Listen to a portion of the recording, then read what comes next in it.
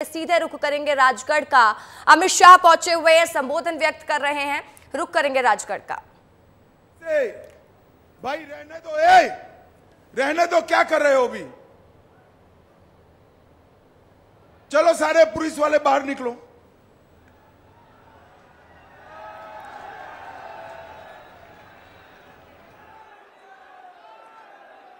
और नरेंद्र मोदी जी ने सब बैठ जाइए जरा। नरेंद्र मोदी जी ने 10 साल में समग्र देश से आतंकवाद और नक्सलवाद को समाप्त कर दिया। दिग्गी राजा के समय में मध्य प्रदेश नक्सलवाद से पीड़ित राज्य माना जाता था। आज भारतीय जनता पार्टी ने मध्य प्रदेश से नक्सलवाद को समाप्त करने का काम नरेंद्र मोदी जी ने किया। भाई और बहनों, कांग्रेस पार्टी सालों से गरीबी हटाने का बात करती थी। 4 पीढ़ी तक बात करी मगर कुछ नहीं हुआ।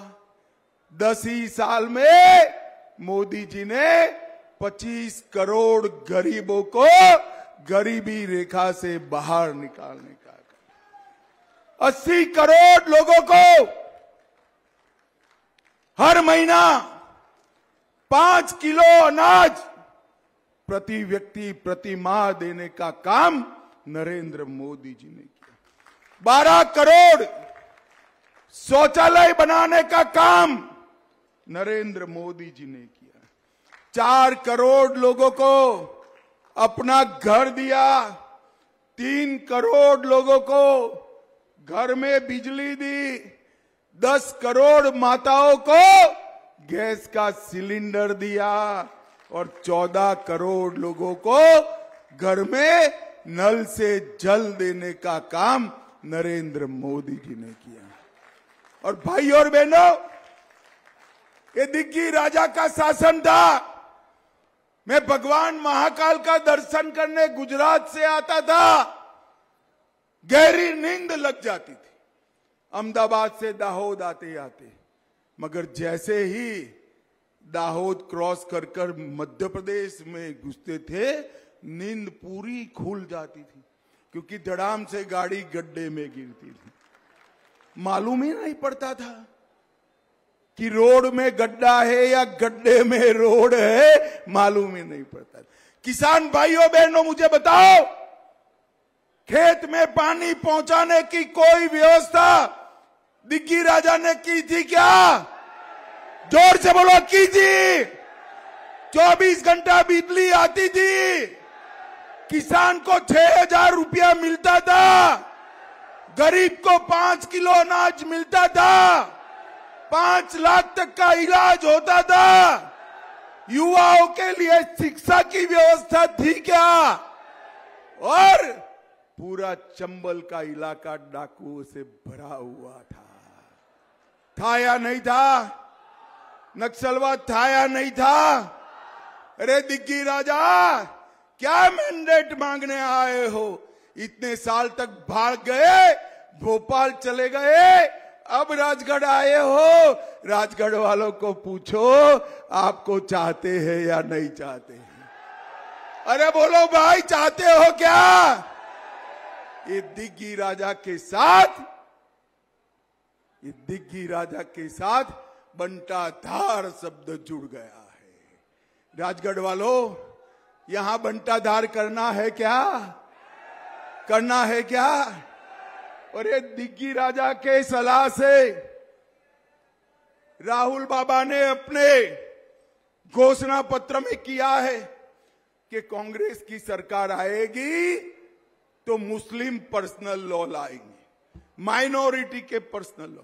भाई और बहनों, सरकार तो आनी नहीं है, मगर फिर भी मैं आपको पूछना चाहता हूं, ट्रिपल तलाक फिर से लाना चाहिए क्या? अरे जोर से बोलो, लाना चाहिए। शरिया कानून से देश चलना चाहिए। कांग्रेस पार्टी पर्सनल लॉ की बात कर पिछले दरवाजे से देश में सरिया कानून लाने का बात करती है। और ये दिग्गी राजा, इनसे भी 2 कदम आगे। भगवा आतंकवाद, भगवा आतंकवाद। अरे शर्म करो दिग्गी राजा, काय का भगवा आतंकवाद? आतंकवाद के आपके चश्मे बेकार हो गए हैं देखने के, बेकार। ये पाकिस्तान के आतंकवादी हाफिज सईद को साहब कर बुलाते हैं। अरे दिग्विजय सिंह जी, ये हाफिज सईद आपका साहब होगा? ये दुर्दांत टेररिस्ट है जिसने भारत का नुकसान किया है। जाकिर नाइक को एक गले लगाते हैं। अफजल गुरु, जिसने पार्लियामेंट पर हमला किया, इसकी फांसी का विरोध करते हैं।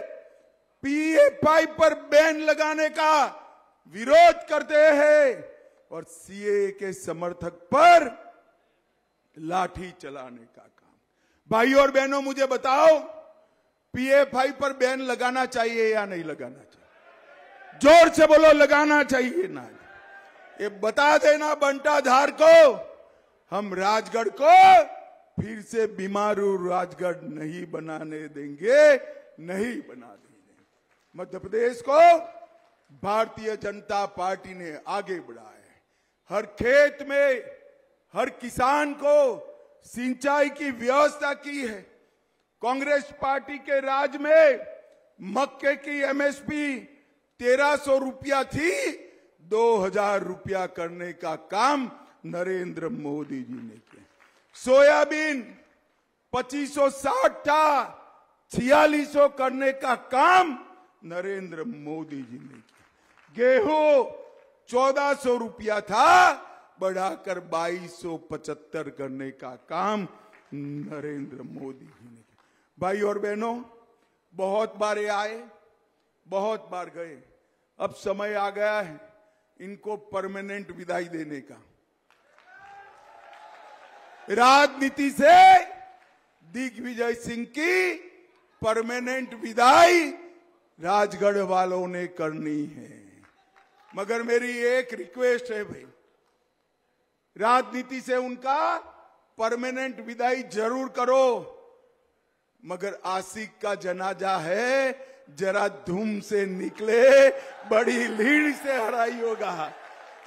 उनके सम्मान जैसी लीड से हराकर अब उनको घर पे बिठाने का काम मेरे राजगढ़ वाले करे, यही कहने आया हूं। भाइयों और बहनों, हमारे नेता रोडमल जी ने 2000 करोड़ का प्रावधान रामगंज मंडी भोपाल रेलवे लाइन परियोजना के लिए किया।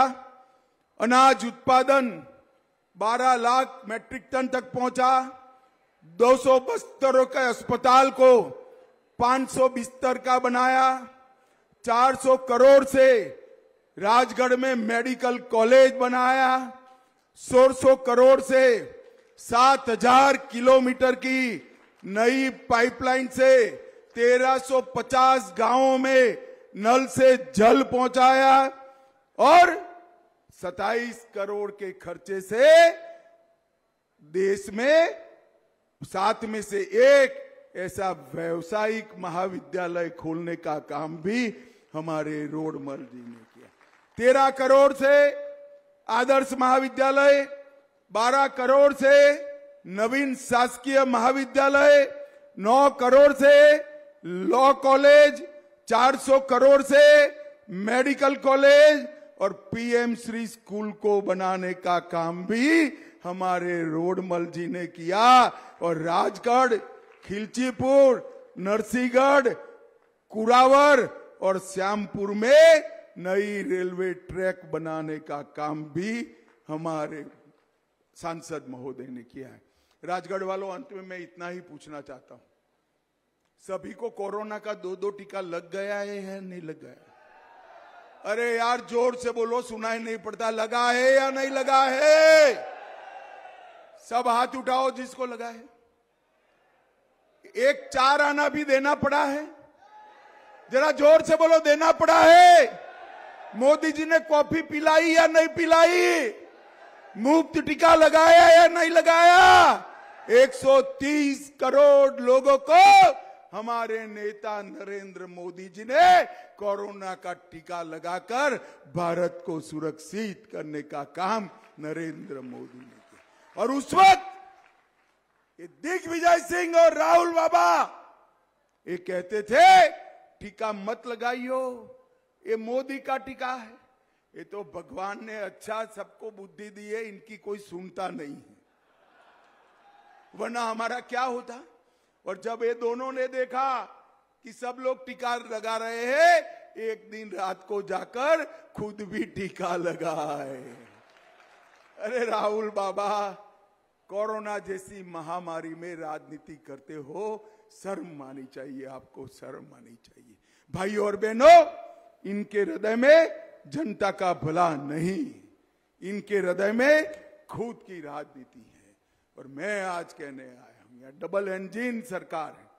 एक और हमारे मुख्यमंत्री जी मोहन यादव जी सरकार चला रहे हैं और ऊपर नरेंद्र मोदी जी चला रहे। ये डबल इंजन सरकार दिन दूनी रात चौगुनी मध्य प्रदेश को आगे बढ़ाने का काम करेगी। 5 साल में मोदी जी ने 9 लाख करोड़ रुपया, 7,74,000 करोड़ रुपया ग्रांट का और 1,77,000 करोड़ रुपया इंफ्रास्ट्रक्चर का मध्य प्रदेश को देने का काम किया है। और मध्य प्रदेश का विकास, दृष्टिका पांडे, ये 20 साल से RASI के बंटाधार जिसको बीमारू राज्य बनाकर गए थे, वो मध्य प्रदेश को विकसित राज्य बनाने का काम भारतीय जनता पार्टी ने किया है। और भाई और बहनों, मोदी जी को तीसरी टर्म दे दो, मैं कहकर जाता हूं, तीसरी टर्म में भारत संसार का तीसरे नंबर का अर्थतंत्र बन जाएगा।